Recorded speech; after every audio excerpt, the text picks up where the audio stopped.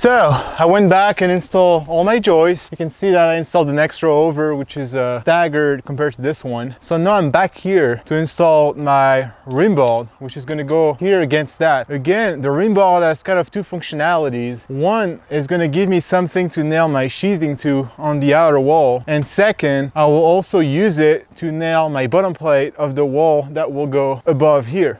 So let's go ahead. It should be pretty simple.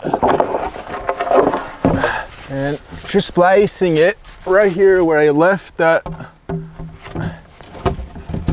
If you've placed all your joists properly the way I've showed you, then this should be a piece of cake. And also, those are 8 foot long, so they're gonna conveniently end at a joist, which will allow me to nicely, fasten it. So another thing I wanted to mention that you probably won't want to do before you place the rim board, I marked the center line of all my joists, and I think that'll be pretty useful because, you know, once the rim board is in place and I start installing my sheathing, I don't know, maybe I'll have to go back and locate exactly where the joists are. So I think you should take the time to locate the joist right now so that you can always come back later and make sure that you know where they are.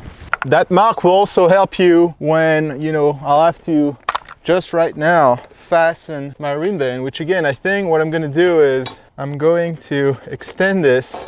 I'll get a visual here so that I know where to put my nails. And after that, it's pretty simple. Just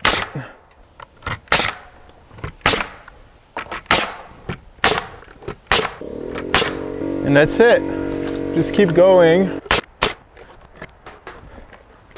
And then you're ready to place the next one.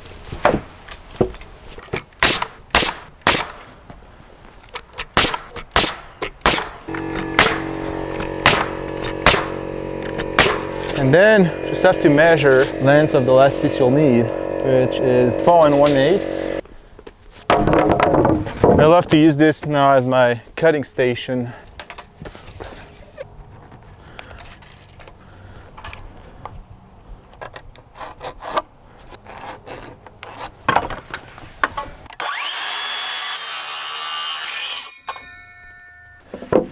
So now we're ready to install the last piece of rim band on the side.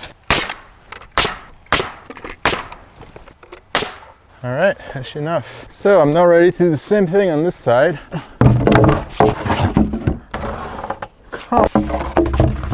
Struggle is real. Jeez. Okay. So because my joists are staggered, I don't have a perfect 8 foot spacing. It's 8 foot minus 1.5 inch. So I'm just gonna have to zip a little piece of this out.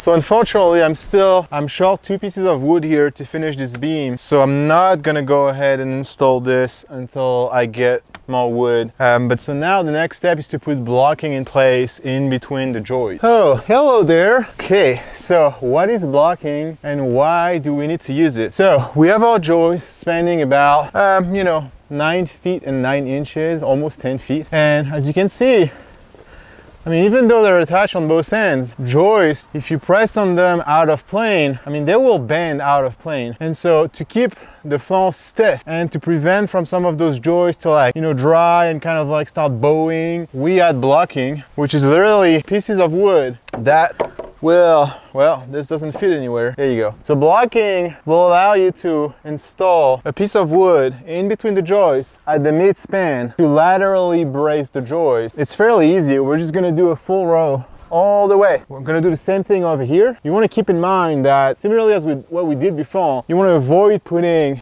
blocking right below where a toilet is going to be, for example. Another good use of blocking is if you're gonna have a wall that goes perpendicular to your joist spanning, you can add blocking to just give you, you know, more members to actually have something to nail to. So that's probably what I'm gonna end up doing on this other side. The bathroom wall slash kitchen, I might put blocking underneath it to like have more stuff to nail to. So in a perfect world, all the spacing between the joists should be equal, but obviously I'm not a pro and my joist spacing is not exactly the same, so I'm gonna have to go ahead and measure them out. So I've done this first one here, and once you have it, oh shit, this thing is too fat.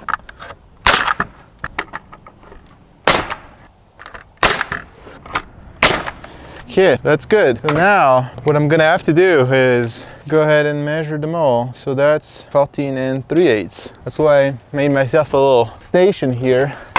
Got my tools, got my nail gun.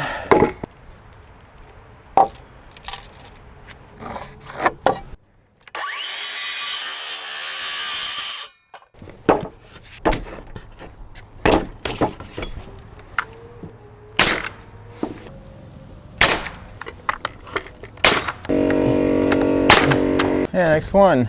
Let's lock it up.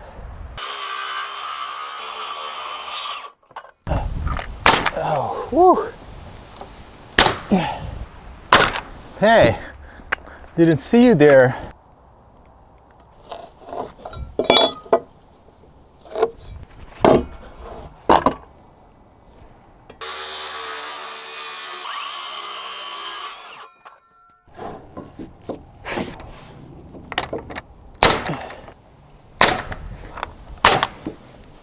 Nice.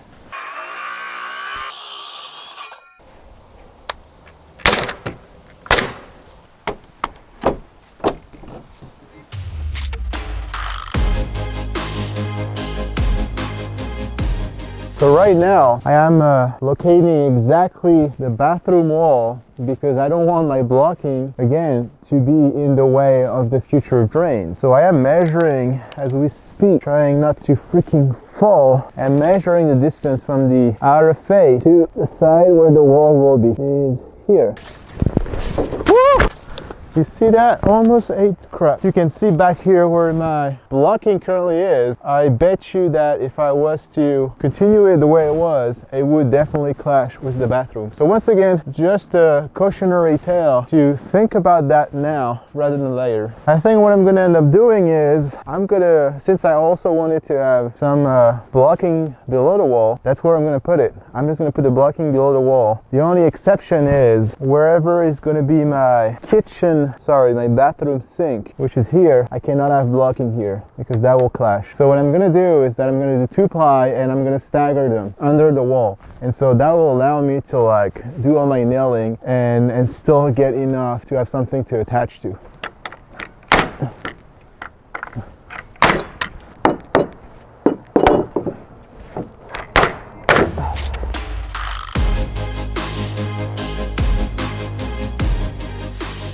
$49 3/8.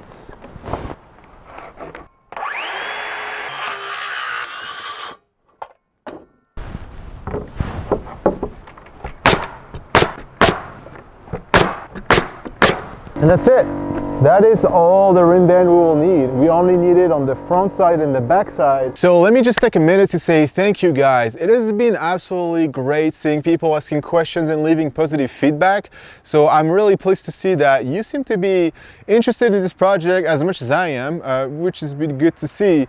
And that you seem to be getting value from those videos and that you seem to be learning stuff. So please keep asking questions. I love to engage with you and share my knowledge on the subject, obviously. And it could be a question about anything. Questions about tools, question about how I put a certain connection together. Just don't hesitate, go ahead and fire those questions. So if you're just watching this for the first time, definitely consider subscribing, as this will make sure that you keep seeing my videos in your YouTube feed, and this will help those videos also being surfaced to more people and providing value to those people as well. You can probably tell by now that I do make a lot of effort in trying to show you every step of the way, moving the camera constantly, showing you different angles. I mean, I could just be lazy easy. I could just set a camera and make one time lapse, but too many people just do that. And while it can be really entertaining to watch, I don't think that you get much value out of it. And I really want this channel to be entertaining, but I also want you to learn something about construction as well. So all right, that's all I have to say. Let's go back to making some progress. So here's another thing I wanted to talk about. I'm about to install those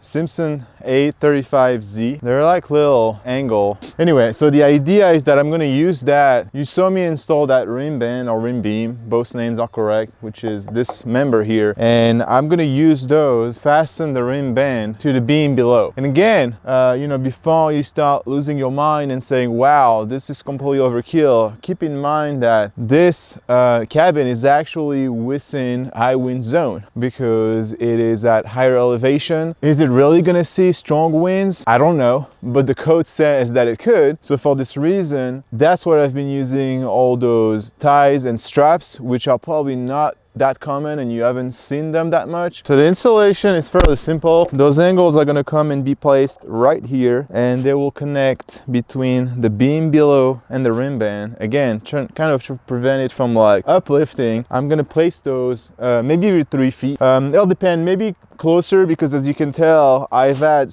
you know, smaller pieces that I ended up using. So for example, here I'm probably going to place one here and then one here at the end, and then on the longer pieces of rim band I will space them out 3 feet on center. So I'm going to start by installing the nail. So again, 2.5 inch long galvanized nail. This is coming really handy for those kinds of application. Okay, so the bottom is done, and now again, using my SDS screws and an impact driver against the rim band. Let me show you. There you go. You can see a close up. So this should make, I mean, it's pretty straightforward. Attached to both faces.